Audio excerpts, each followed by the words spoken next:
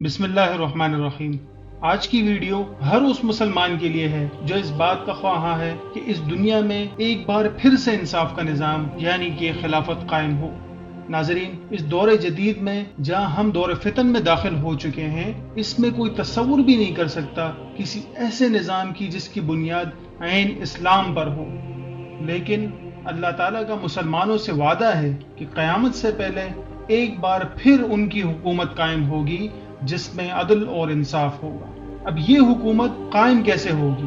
یہ super power امریکہ کہاں جائے گا؟ یہ زوراور چین کا کیا ہوگا؟ یہ شیر کی طرح دھاڑتا ہوا روس کہاں ہوگا؟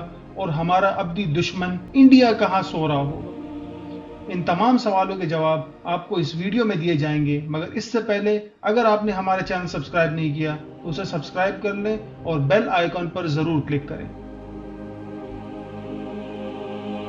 مسلمان ہونے کے ناطے ہم اس بات پر یقین رکھتے ہیں کہ اللہ کا وعدہ سچا ہے اور وہ کسی بھی طرح پورا ہو کر رہے گا، کیونکہ وہ اسباب کا محتاج نہیں۔ اس نے مسلمانوں کو حکومت عطا کی اس حال میں کہ جب وہ کمزور تھے، اور پھر تاریخ گواہ ہے کہ مسلمانوں نے خلفائے راشدین کے دور میں لاکھوں مربع میل پر اسلام کے جھنڈے گاڑے۔ پھر وقت گزرنے کے ساتھ ساتھ مسلمان کمزور ہوتے گئے اور وہ عطا کی گئی حکومت ہاتھ سے جاتی چلی گئی، کیونکہ مسلمان عیاش ہوتے گئے، دنیا سے محبت بڑھ گئی اور دین کو پس پش رکھ دیا، تو اللہ تعالیٰ نے وہ ساری حکومت واپس لے لی۔ پھر دوبارہ مسلمان سن 1400 میں نظام خلافت کے نفاذ کی کوششوں میں لگ گئے، اور جلد ہی ان کی یہ کوششیں رنگ لائی اور خلافت کا نفاذ ہوا، جسے ہم خلافت عثمانیہ کے نام سے جانتے ہیں۔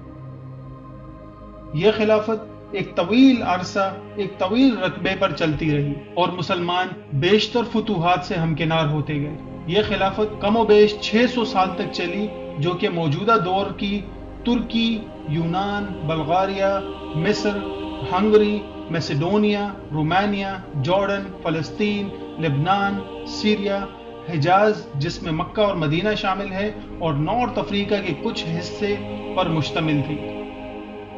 یہ وہ دور تھا جب دنیا پر مسلمانوں کی حکومت تھی اور برطانیہ، امریکہ اور موجودہ یورپ مسلمانوں سے کسی بھی قسم کی مٹبھیڑ کرنے سے کتراتے تھے۔ پھر جوں جوں وقت گزرتا گیا، مسلمان اسی بیماری میں دوبارہ مبتلا ہوتے چلے گئے کہ دنیا سے محبت بڑھ گئی اور موت سے ڈرنا شروع ہو گئے، اور یہی وجہ بنی کہ اتنی بڑی سلطنت کمزور پڑ گئی اور کفار غالب آ گئے اور اس سلطنت کو توڑنا پڑا۔ اس سلطنت کے خاتمے پر فرانس نے ترکی سے 100 سالہ ایگریمنٹ کیا، جو کہ 1923 میں سوئٹزرلینڈ میں ہوا۔ اس ایگریمنٹ کے مطابق سلطنت عثمانیہ کو توڑا جائے اور اس میں موجود تمام ریاستوں کو آزاد کیا جائے۔ سلطنت عثمانیہ کی آزاد ریاستوں کی طرف بقایا جات کو معاف کیا جائے، اور ترکی اگلے 100 سالوں تک اپنے معدنیات نہیں استعمال کر سکتا، یعنی تیل اور گیس کے ذخائر جو موجود ہیں ترکی میں، وہ اسے استعمال نہیں کر سکتے۔ یہ وہ ایگریمنٹ تھا جس نے خلافت عثمانیہ کو ٹکڑوں میں بکھیر دیا اور خلافت کا خاتمہ کر کے جمہوری نظام قائم کر دیا گیا۔ اب یہاں سب سے ضروری بات یہ ہے کہ ایگریمنٹ 100 سال کا تھا، جو کہ 2024 میں ختم ہونے جا رہا ہے، اور یہ بات مغربی دنیا کو پریشان کر رہی ہے۔ آپ دیکھ رہے ہوں گے کہ دنیا میں جہاں کہیں مسلمان پریشان ہو، ترکی وہاں پہنچ جاتا ہے، چاہے وہ روہنگیا ہو یا برما کے مسلمان ہو، کشمیر کا مسئلہ ہو یا اخوان المسلمون ہو، ہر جگہ ترکی آواز بلند کرتا ہے۔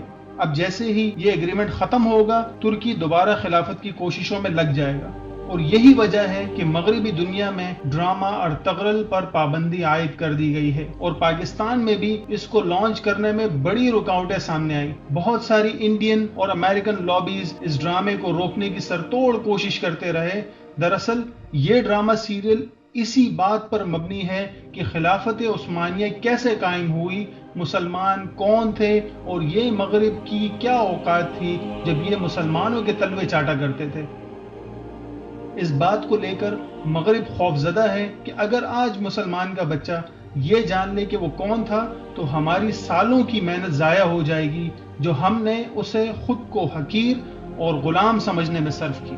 میں ساری یوتھ سے جو میری آواز سن رہے ہیں سے اپیل کرتا ہوں کہ اس ڈرامے کو ضرور دیکھیں اور جانیے کہ ہم کون تھے، اور اگر خلافت عثمانیہ دوبارہ قائم ہونے کی جدوجہد شروع ہوتی ہے تو اس میں اپنی حکومت کا ساتھ دیں۔